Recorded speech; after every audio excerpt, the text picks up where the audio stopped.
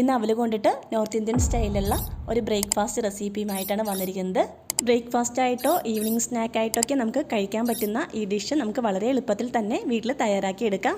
Video ഇഷ്ടമാവുകയാണെങ്കിൽ എല്ലാവരും ഒന്ന് ലൈക്ക് ചെയ്തേക്കണേ. എന്ന് നമുക്ക് വീഡിയോ കണ്ടു നോക്കാം. ഇതിന് വേണ്ടിയിട്ട് ഞാൻ 100 ഗ്രാം അവലാണ് എടുത്തിരിക്കുന്നത്. ഇത് നമുക്ക് ഇതേപോലെ ഒരു സ്ട്രെയിനറിലേക്ക് ഇട്ട് കൊടുത്തിട്ട് അതിൻ്റെ മുകളിലേക്ക് കുറച്ച് വെള്ളം ഒഴിച്ചതൊന്ന് വാഷ് ചെയ്തെടുക്കാം. ജസ്റ്റ് വെള്ളം ഇതേപോലെ ഒന്ന് ഒഴിച്ചു കൊടുത്താൽ മാത്രം മതി. എന്നിട്ട് ആ വെള്ളം കളഞ്ഞിട്ട് നമുക്ക് സ്ട്രെയിനറിൽ തന്നെ ഇത് വെക്കാം. ഇതിവിടെ ഇരിക്കട്ടെ. ഈ സമയത്ത് നമുക്ക് സവാളയൊക്കെ വഴറ്റിയെടുക്കാം. ഇനിയൊരു പാൻ ചൂടാക്കിയിട്ട് അതിലേക്ക് 3 ടേബിൾ സ്പൂൺ വെളിച്ചെണ്ണ ഒഴിച്ചു കൊടുക്കുന്നുണ്ട്.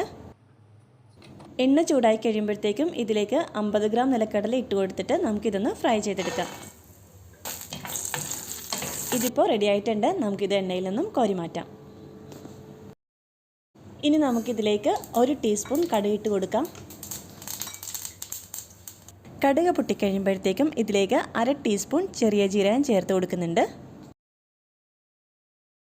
ഇനി ഇതിലേക്ക് 2 പച്ചമുളക് ചെറുതാക്കി കട്ട് ചെയ്തതും കൂടി ഇട്ട് കൊടുക്കുന്നുണ്ട്. ഇനി ഇതിലേക്ക് 2 മീഡിയം സൈസ് സവാള ഇതേപോലെ ചെറുതാക്കി കട്ട് ചെയ്തത് ഇട്ട് കൊടുക്കുന്നുണ്ട്. എന്നിട്ട് നമുക്കിതൊന്ന് വഴറ്റിയെടുക്കാം.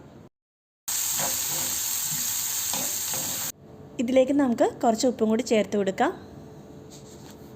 1 തണ്ട് കറിവേപ്പിലയും കൂടി ചേർത്ത് കൊടുക്കുന്നുണ്ട്.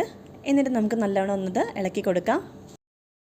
സവാള ഇപ്പം നല്ലവണ്ണം വഴന്ന് വന്നിട്ടുണ്ട്. നമുക്കിനി ഇതിലേക്ക് 1/2 ടീസ്പൂൺ മഞ്ഞൾപ്പൊടി ചേർത്ത് കൊടുക്കാം. പൊടിയുടെ പച്ചമണം മാറുന്നത് വരെ നമുക്കിതൊന്ന് ഇളക്കി കൊടുക്കാം.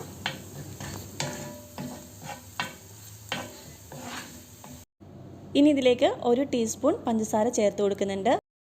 പഞ്ചസാരയും കൂടി ചേർത്ത് കൊടുത്ത് നമുക്കെല്ലാം കൂടി ഒന്ന് മിക്സ് ചെയ്ത് കൊടുക്കാം. ഇനി ഇതിലേക്ക് നമ്മൾ നേരത്തെ ഫ്രൈ ചെയ്ത് വെച്ചിരിക്കുന്ന നിലക്കടല ഇട്ട് കൊടുക്കാം. ഇനി ഇതിലേക്ക് അവലും കൂടി ചേർത്ത് കൊടുക്കാം. ഇനി എല്ലാം കൂടി നല്ലവണ്ണം ഒന്ന് മിക്സ് ചെയ്തെടുക്കാം.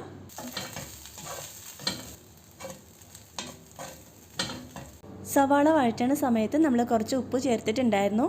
ഇനി ഇതിലേക്ക് കുറച്ചുകൂടി ഉപ്പ് ചേർത്ത് കൊടുക്കാം. ഉപ്പും കൂടി ചേർത്ത് കൊടുത്ത് എല്ലാം കൂടി നല്ലവണ്ണം ഒന്ന് മിക്സ് ചെയ്ത് കൊടുത്തിട്ട് നമുക്കിതൊന്ന് അടച്ച് വെച്ചിട്ട് 1 മിനിറ്റോളം ഒന്ന് കുക്ക് ചെയ്തെടുക്കാം. ഇപ്പോൾ 1 മിനിറ്റൊക്കെ കഴിഞ്ഞിട്ടുണ്ട്. ഇനി ഇതിലേക്ക് ഒരു പകുതി നാരങ്ങയുടെ നീരും കൂടി നമുക്ക് ഒഴിച്ചു കൊടുക്കാം. ഇനി ഇതിലേക്ക് കുറച്ച് മല്ലിയിലയും കൂടി നമുക്ക് ഇട്ട് കൊടുക്കാം. എന്നിട്ട് അടച്ച് വെച്ച് 1 മിനിറ്റും കൂടി നമുക്കിതൊന്ന് കുക്ക് ചെയ്തെടുക്കാം.